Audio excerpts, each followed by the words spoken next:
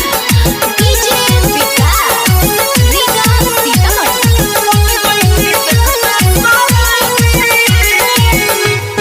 आप सुन रहे हैं अमित पटेल की आवाज में। बन गईनी देखते शराबी अखिया तोर गुलाबी हाय बन गईनी देखते शराबी अखिया तोर गुलाबी अरे पहले नजरिया में हम पे ए जान हो गईल बाड़ू हाबी बन गईनी देखते शराबी अखिया तोर गुलाबी हाय बन गईनी देखते शराबी डीजे विकास रीगा अखिया तोर गुलाबी presented by Lovely Films production. हर दिन भर रहती अखिए में डूबल करे मनवा हमार हो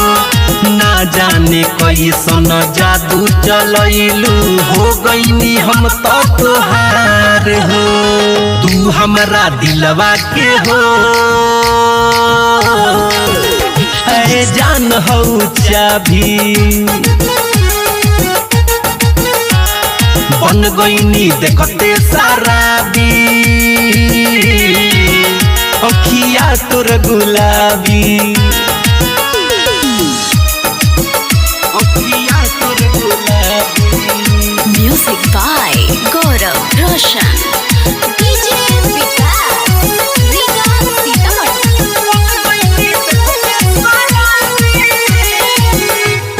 आप सुन रहे हैं अमित पटेल की आवाज में। हरे ना जाने कैसन रोग बाधइले भइल बा पागल के भेष हो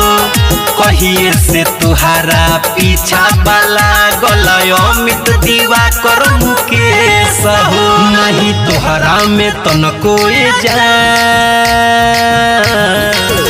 कवनो बा खराबी बन गईनी देखते शराबी अखिया तोर गुलाबी अरे पहले नजरिया में हम पे ए जान हो गईल बाड़ू हाबी बन गईनी देखते शराबी